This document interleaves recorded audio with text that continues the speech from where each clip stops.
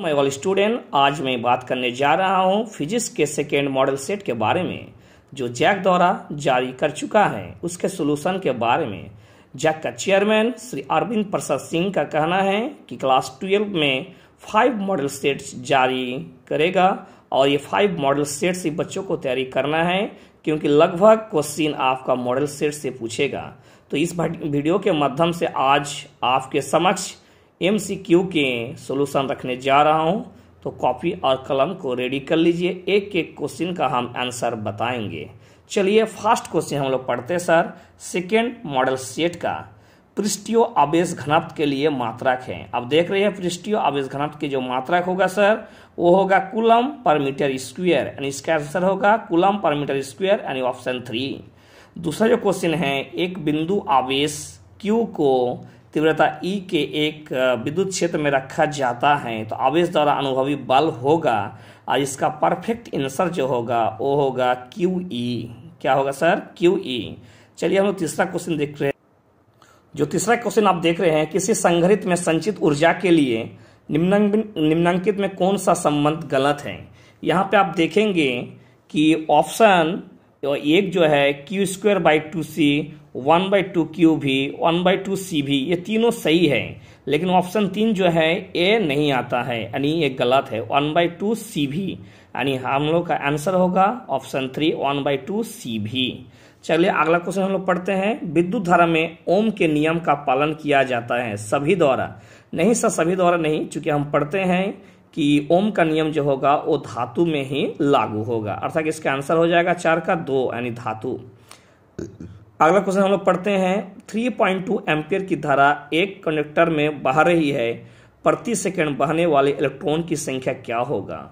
हम जानते हैं I बराबर 3.2, T क्या है सर आपका 1 सेकेंड है, तो Q बराबर IT होगा, तो 3.2 गुना 1, अर्थात इसका आंसर हो जाएगा 3.2 Q/E, अर्थात कट जाएगा 3.2/Q, 1.6 गुना 10⁻⁻19 कूलम।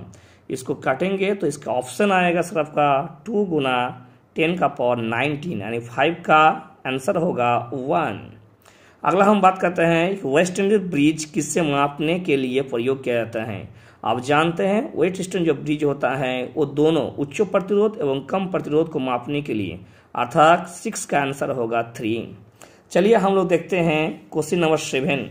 किसी लंबी परिनलिका जिसमें विद्युत धारा प्रवाहित हो रहे हैं के भीतर चुंबकीय क्षेत्र का मान क्या होगा। तो ये सोलिनॉइड के बारे में आप लोग को पढ़ाया जा चुका है, बहुत ही इजी है, आप भी बता पाएंगे। इसका आंसर होगा μ0Ni। चलिए अगला क्वेश्चन आप देख रहे हैं कि साइक्लोट्रॉन में त्वरित कण किसे अधिकतम गति ऊर्जा होगा। साइक्लोट्रॉन जो होता है वो कोई भी कण को घुमाने के लिए, उसका टारगेट कोई करने के लिए किया जाता है। 1932 में लोगों के सामने लाया था।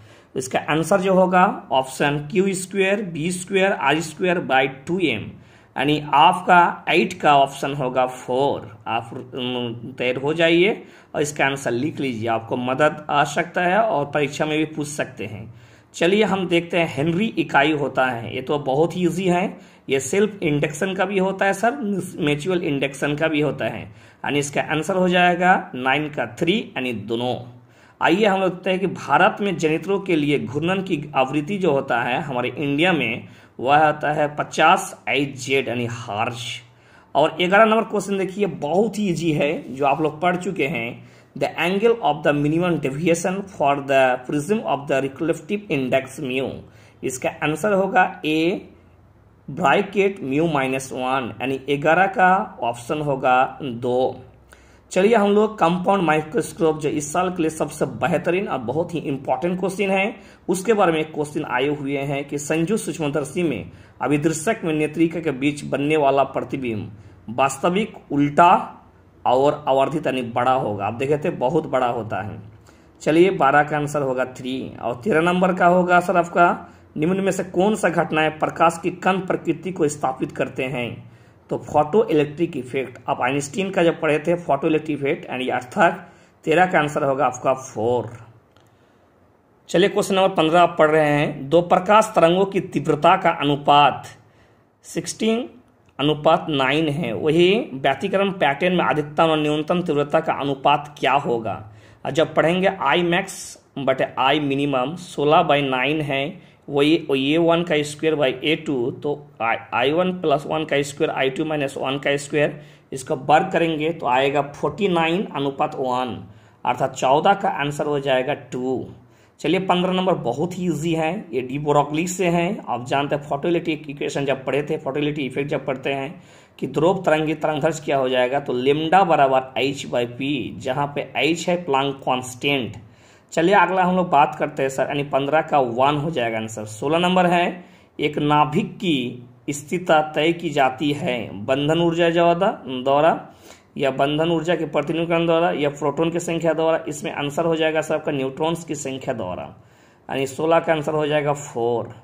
आइए हम लोग बात करते हैं आपका 17 का जो आंसर होगा वो होगा सर आपका 4। यहाँ पे थोड़ा मिस्टेक हो गया है हमसे कि 17 का आंसर होगा 4। आइंस्टीन का सापेक्षता का सिद्धांत, यानी E बराबर mc² is called is, Einstein का द्रव्यमान ऊर्जा संबंध, इसका इक्वेशन से निकलता है, लेकिन मेन इसका हो जाएगा आंसर 17 का 4, यानी आइंस्टीन का सापेक्षता का सिद्धांत, यानी आप लोग सही कर लीजिए। चलिए अगला हम लोग बात करते हैं सर 18 नंबर क्वेश्चन। एक रेडियोधर्मी पदार्थ का क्षयिज तरंग लेमडा है, इसका अर्ध आयुकाल क्या होगा, तो आया था 0.23 E, तो 0.23 जो होता है वो log 2 कॉमन होता है, अर्थात इसका आंसर हो जाएगा log 2/λ। चलिए हम लोग आगे बात करते हैं क्वेश्चन नंबर 19। चलिए आप पढ़ रहे हैं क्वेश्चन नंबर 19। अर्धचालक में विद्युत चालक के कारण हैं, वह आंसर हो जाएगा सर आपका होल और इलेक्ट्रॉन, ये दोनों के कारण क्या होता है, चालकता के लिए उत्तरदायी होते हैं। और आपको पढ़ाए थे गेट के बारे में। गेट दो प्रकार के होते हैं, एक होता है प्राइमरी गेट और एक होता है सेकेंडरी गेट।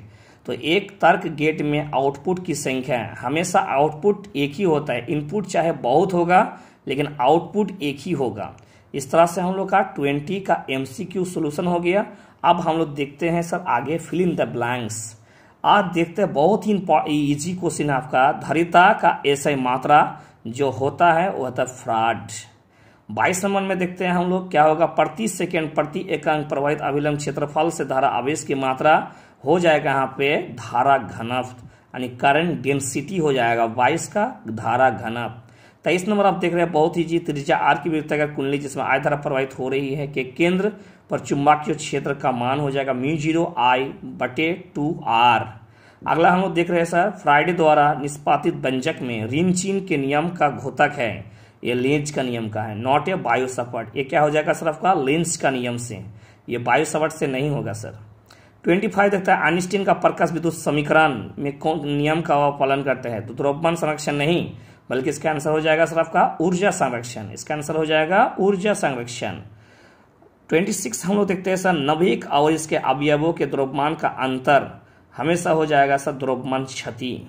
क्या हो जाएगा, द्रव्यमान क्षति। बहुत इंपॉर्टेंट क्वेश्चन इस साल के लिए।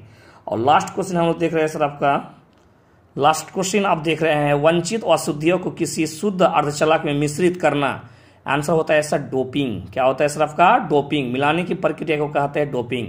इस तरह से आपको बहुत तरह से मदद मिलेगा मॉडल सेट 2 के लिए, और मॉडल सेट 1 हम पहले ही जारी कर चुके हैं। आप मेरा चैनल वकील TSTC एंड TSPS में जाके देख सकते हैं। इसी तरह से हर तरह का वीडियो, चाहे मैथ या फिर केमिस्ट्री या बायोलॉजी, आपको मिलता जाएगा। तो बने रहें टैलेंट सर्च चैनल में, और आपका जिंदगी बेहतर से बेहतर हो यही कामना करते हैं, क्योंकि बहुत ही कम टाइम बचा हुआ अभी आपको पूरा तरह से नया रणनीति के अनुसार मेहनत करना है।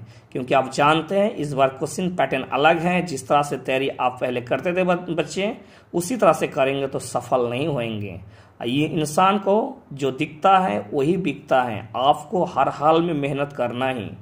आप जाग जाइए, क्योंकि बहुत ही कम समय है। आपने क्या किया लॉकडाउन में कोई देखना नहीं है, कोई देखेगा नहीं, लेकिन आपका क्या रिजल्ट है ये पूरा दुनिया देखेगा। तो बेस्ट ऑफ लक, तैयारी कीजिए और चैनल को लाइक शेयर तथा सब्सक्राइब करना ना भूलें।